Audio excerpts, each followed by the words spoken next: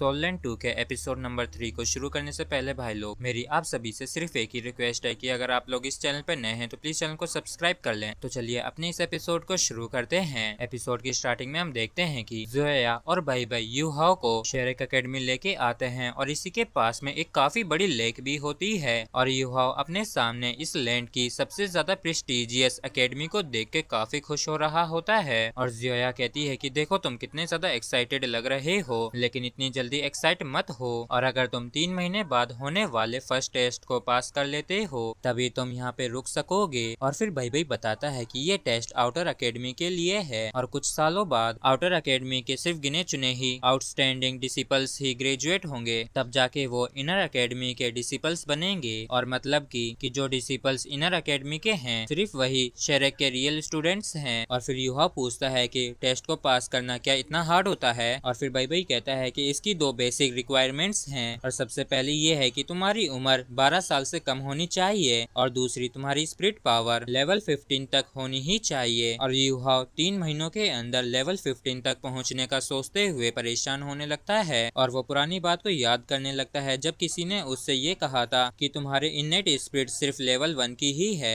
तुम सच में काफी बड़े लूजर हो। वैसे तो तुम्हें म्यूटेटेड स्पिरिचुअल टाइप स्पिरिट मिली है जो कि वाकई में काफी रेयर है, लेकिन ये उतनी ही ज्यादा कमजोर भी है और तुम बस हमारे ड्यूक मैनर के ऊपर एक कलंक हो और तुम नर्क में क्यों नहीं चले जाते हो। और इन्हीं बातों को याद करके यूहाओ सैड होते हुए कहता है कि मेरे पास ज्यादा कुछ नेचुरल गिफ्ट नहीं है और मैं काफी धीरे धीरे कल्टीवेट भी करता हूँ। और यूहाओ को ऐसे निराश होता देख भाई भाई उससे कहता है कि यूहाओ नेचुरल गिफ्ट तो सफलता का सिर्फ एक छोटा सा हिस्सा है, तुम्हारे पास एक एक्सलेंट स्पिरिट है और असीम क्षमता भी, इसलिए तुम्हें इतना ज्यादा निराश नहीं होना चाहिए, बस तुम प्रैक्टिस ज्यादा करो। जोया और मैं अपनी पूरी कोशिश करेंगे तुम्हारी मदद करने के लिए। और इसके लिए यूहाओ भाई भाई को धन्यवाद कहता है और मन में कहता है कि मुझे कुछ भी करना क्यों ना पड़े लेकिन मैं यहीं पे रुक के रहूंगा। और यूहाओ को ऐसे जोश में देख के जोया खुश होते हुए हंसते हुए भाई भाई से कहती है कि इसकी तरफ तो देखो, ये बिल्कुल वैसा ही लग रहा है जैसे हम पहली बार एंटर हुए थे यहाँ पे।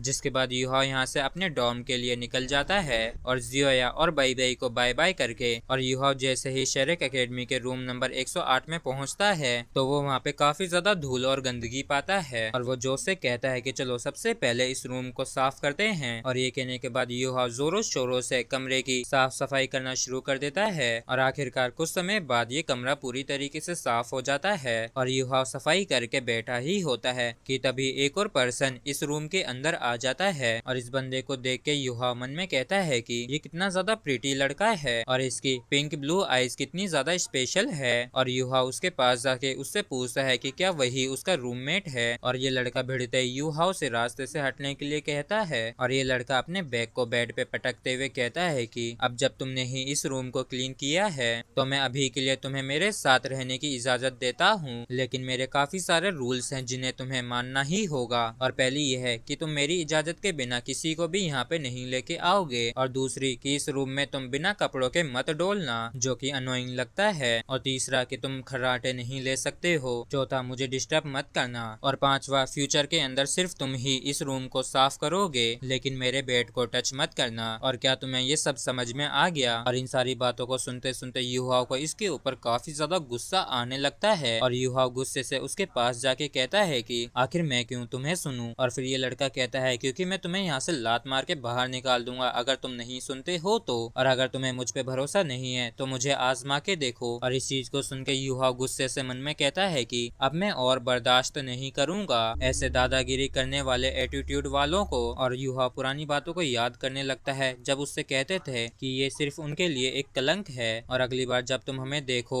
तो घुटनों के बल बैठ के हमसे दया की भीख मांगना, नहीं तो हम तुम्हें हर बारी ही ऐसे पीटेंगे जब तुम हमें दिखोगे। जिसके बाद यूहाओ इस लड़के से कहता है कि क्यों ना हम बाहर चलें। और यूहाओ फाइट को शुरू करने से पहले इसका नाम पूछता है जिस पर ये लड़का अपना नाम वांग डोंग और यूहाओ अपना नाम बता देता है। और फिर ये लड़का कहता है कि काफी जल्द ही वो यूहाओ नाम यहाँ से चला जाएगा। और तभी एक बच्ची कहती है कि देखो वहाँ पे 2 फ्रेशमैन फाइट कर रहे हैं और जिस लड़के के पिंक ब्लू हेयर हैं वो कितना ज्यादा हैंडसम है ना। और यहाँ पे आराम कर रहे ओल्ड मैन को भी ये काफी इंटरेस्टिंग लगता है। और फिर वांग डोंग कहता है कि चलो आ जाओ, वैसे भी तुम्हारे पास मामूली सी एक 10 ईयर स्पिरिट रिंग ही है और क्या सच में तुम्हारे पास इतना करना ही है, तो मुझे लगता है कि मुझे अपनी स्पिरिट की भी जरूरत नहीं पड़ेगी तुम्हारे साथ डील करने में। और भिड़ते ये लड़का काफी ज्यादा तेजी से यूहाओ को किक मारने के लिए आगे आता है, लेकिन यूहाओ किसी तरीके से उसे ब्लॉक कर लेता है और उस लड़के के काफी करीब आ जाता है। और वो मन में कहता है कि ये कितना ज्यादा फ्लेक्सिबल है और मुझसे इसकी टक्कर ना हो जाए, इसलिए मुझे इसने पैरों से रोक लिया। और इस चीज की वजह से वांग डोंग को गुस्सा आने लगता है, तो ये बैक क्लिफ लगाते हुए यूहाओ को किक मार के पीछे हटा देता है और ये गुस्से से कहता है कि तुम्हारी इतनी हिम्मत कि तुम मेरे थाई को पकड़ो, लगता है कि तुम अपने लिए ही परेशानी को खड़ा करना चाहते हो। जिसके बाद वांग डोंग और भी ज्यादा तेजी से यूहाओ को किक मारता है और यूहाओ इसे अपनी बॉडी से ही ब्लॉक करते हुए मन में कहता है कि यहाँ तक कि अगर मैं अपने मेंटल डिटेक्शन को भी यूज करता हूँ तब भी मैं इतने इंटेंसिव अटैक को डॉज नहीं कर सकता हूँ, और अगर ऐसा ही चलता रहा नहीं मैं हार नहीं सकता हूँ। जिसके बाद यूहाओ मेंटल डिस्टर्बेंस से पर्पल डीमन आई को यूज करता है और यूहाओ के ऐसा करते ही वांग डोंग को एक पल के लिए शॉक सा लगता है और इसी का फायदा उठा के यूहाओ उसे अपने हाथों से पूरी तरीके से जकड़ते हुए कहता है कि तुम्हारे पैर काफी ज्यादा अच्छे चलते हैं ना,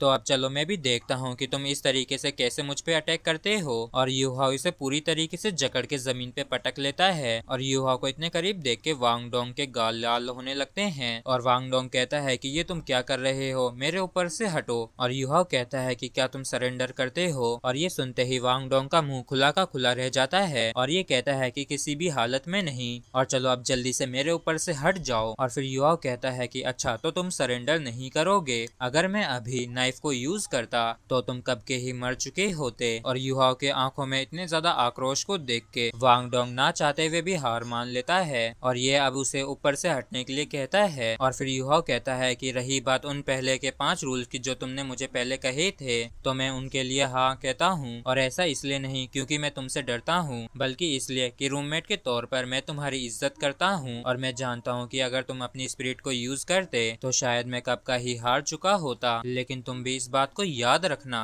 कि अगर तुमने मुझे दोबारा से इंसल्ट किया तो शायद तुम मेरी मार मार के हालत खराब कर दो, लेकिन मेरे मरने से पहले तुम्हें इसकी कीमत अपने भी खून से चुकानी पड़ेगी। जिसके बाद हम कुछ पलों के बाद का सीन देखते हैं। तब तक यूहाओ भी यहाँ पे इसे छोड़ के चला गया होता है और ये यहाँ पे अकेला ही बैठा होता है। और जब वांग डोंग यहाँ से जा रहा होता है कि तभी वो ओल्ड मैन उससे कहता है कि तुम ना सिर्फ इस फाइट को हारे हो बल्कि तुमने अपने दिल को भी हारा है। और इस बात को सुन के वांग डोंग चिल्लाते हुए कहता है कि ऐसा बिल्कुल भी नहीं है, अगर मैं सच में उससे फाइट करना चाहता तो मैं उसे घुटनों के बल ला देता और वो मुझे कभी नहीं हरा सकता है। और ये जाहिर सी बात है कि मैं उससे ज्यादा स्ट्रॉन्ग हूँ, तो वो कैसे आखिर जीत सकता है। और फिर ये ओल्ड मैन कहता है कि क्योंकि उसका दिल निडर है जबकि तुम्हारा नहीं, और मौत का डटकर सामना करना हर कोई नहीं कर सकता है। और ये चीज बताने के लिए वांग डोंग इन्हें धन्यवाद कहता है। और जैसे ही वांग डोंग अपने रूम में लौट के आता है तो वो पाता है कि यूहाओ अपने बेड पे बैठ के कल्टीवेट कर रहा है, तो ये भी गुस्से से मुंह फुलाते हुए कहता है कि मैं भी इससे बात नहीं करूंगा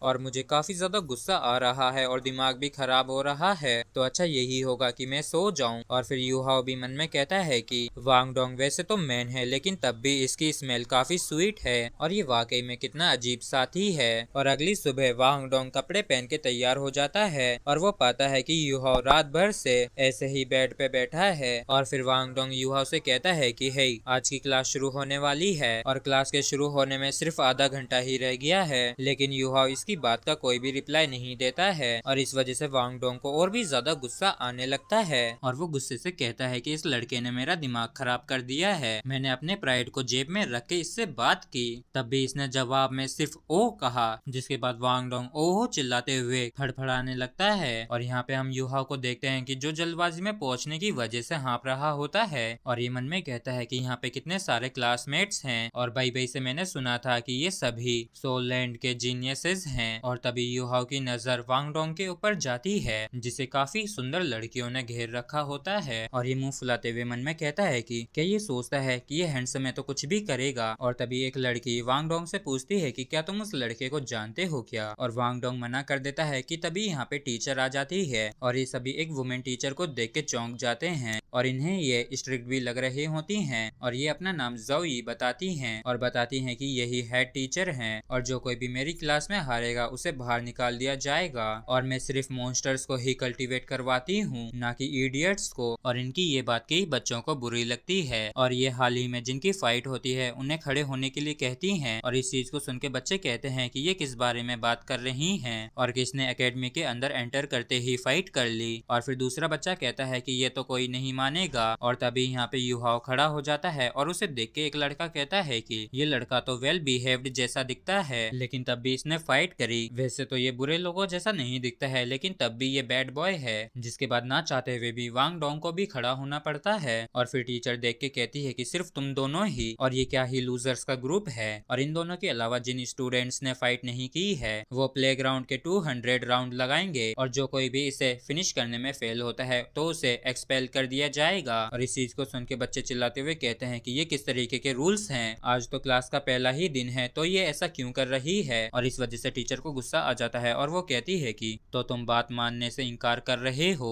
और जो बात नहीं मानना चाहता है वो यहाँ से जा सकता है। और हेड टीचर होने के नाते मेरे पास हक है कि मैं जब चाहूँ जैसे चाहूँ किसी भी स्टूडेंट को एक्सपेल कर सकती हूँ मेरी क्लास से। जिसके बाद टीचर अपनी स्पिरिट रिंग्स को रिलीज करते हुए कहती है कि मैं 2 घंटे दे रही हूँ, जो कोई भी 100 राउंड्स को कंप्लीट नहीं करेगा उसे मैं एक्सपेल कर दूंगी। और टीचर की 10,000 ईयर स्पिरिट रिंग को देख के सभी लोग काफी ज्यादा चौंक जाते हैं और कहते हैं कि ये तो स्पिरिट एम्परर हैं। तो दूसरा डिसिपल डरते हुए कहता है कि ये कितनी ज्यादा भयंकर हैं, क्या ये हमें मारने की कोशिश कर रही हैं। जिसके बाद ये सभी बच्चे चिल्लाते हुए प्लेग्राउंड के 100 राउंड्स लगाने के लिए चले जाते हैं। और फिर टीचर इन दोनों से कहती है कि तुम दोनों मुझे बताओ कि आखिर तुम लोगों ने फाइट क्यों की थी। और डोंगर धीरे से कहता है कि आखिर मैं कहाँ पे फंस गया। और युहाओ कहता है कि मिस जाओ, हम दोनों ही रूममेट्स हैं और हम दोनों की एक छोटी सी बात पर बहस हो गई थी। और टीचर कहती है कि तुमने सही किया, तुम लोग सिर्फ कंपटीशन से ही प्रोग्रेस कर सकते हो, लेकिन मुझे पसंद नहीं कि मेरे स्टूडेंट्स एक दूसरे के साथ फाइट करें और अगली बार फाइट करो तो किसी और क्लास वाले से करना और जब तक कोई मरता नहीं है तब तक कोई दिक्कत नहीं है। और इस चीज को सुनते ही ये दोनों चौंक जाते हैं और ये मन में कहते हैं कि ये ओल्ड मॉन्स्टर कितनी ज्यादा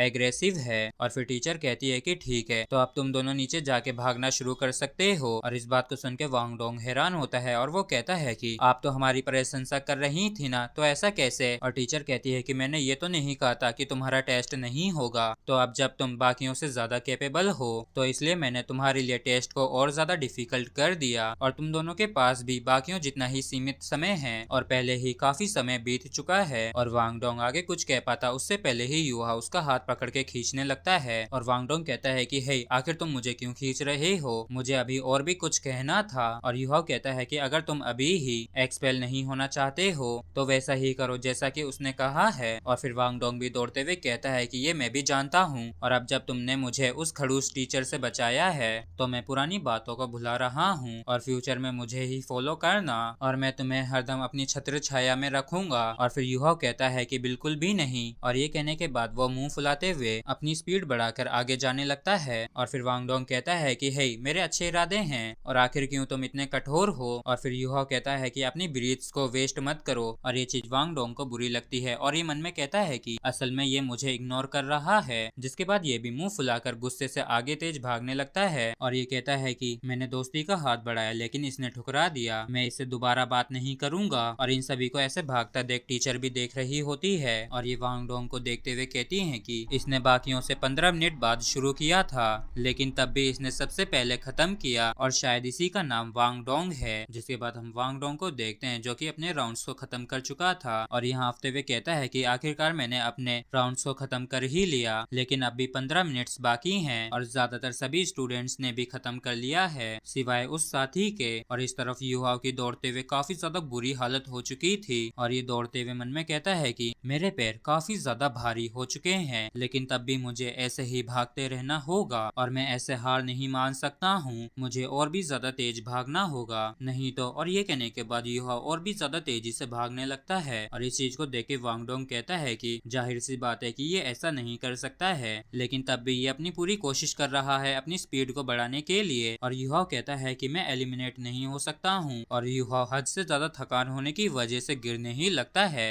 कि तभी पीछे से कोई उसे पकड़ लेता है जिसके बटरफ्लाई जैसे काफी सुंदर विंग्स होते हैं जो कि और कोई नहीं वांग डोंग होता है जिसने युहा को को गिरने से बचा लिया होता है और यूहाओ मन में कहता है कि तो यही वांग डोंग की स्पिरिट है। और फिर यूहाओ पलट के उसकी तरफ देखते हुए मन में कहता है कि असल में ये मेरी मदद करने की कोशिश कर रहा है। और इन दोनों के चेहरे एक दूसरे के काफी ज्यादा करीब आ गए होते हैं, इसलिए दोनों ही शर्माते हुए अपने मुंह को अलग कर लेते हैं। और वांग डोंग गुस्से से चिढ़ते हुए कहता है कि आखिर तुम ऐसे क्या देख रहे हो और ज्यादा करीब आने की जरूरत नहीं है और जल्दी से अपनी स्पिरिट पावर को यूज करके अपनी बॉडी को हल्की कर लो। और अभी भी 12 राउंड्स बाकी हैं और इन्हें समय पे पूरा करने की मैं पूरी कोशिश करूंगा। और ये कहने के बाद वांग डोंग यूहाओ को लेके और भी तेजी से राउंड्स लगाने लगता है। और इस चीज को देख के सभी लोग काफी हैरान होते हैं और कहते हैं कि क्या ऐसी भी स्पिरिट असल में एग्जिस्ट करती है। जबकि दूसरी लड़की फ्लाइंग स्पिरिट को देख के हैरान होती है क्योंकि ऐसी स्पिरिट्स काफी ज्यादा रेयर होती हैं। और इस चीज को देख के टीचर भी हैरान होती हैं और वो कहती हैं कि तो असल में ये ब्राइट गॉडेस बटरफ्लाई है। अच्छा, तो अब मुझे निराश मत करना। और यूहाओ मन में कहता है कि वांग डोंग की हालत खराब हो रही है, इसलिए मुझे भी अपनी पूरी कोशिश करनी चाहिए अपने वजन को कम करने की। और जैसे यूहाओ के 100 राउंड्स कंप्लीट होते हैं, वांग डोंग कहता है कि आखिरकार मैंने इसे खत्म कर ही दिया। और इतना कहते ही वो बेहोश होकर नीचे गिरने लगता है और वांग डोंग को नीचे गिर के लग ना जाए इसलिए यूहाओ उसके नीचे आ जाता है। और यूहाओ उसे उठाने की काफी कोशिश करता है, लेकिन बेहोश होने की वजह से वांग डोंग कोई भी रिप्लाई नहीं देता है। और इसी के साथ फ्रेंड्स हमारा ये एपिसोड भी यहीं पे खत्म होता है। अगर आप लोगों को वीडियो अच्छा लगा तो प्लीज चैनल को सब्सक्राइब और वीडियो को लाइक करना ना भूलें। Thank you.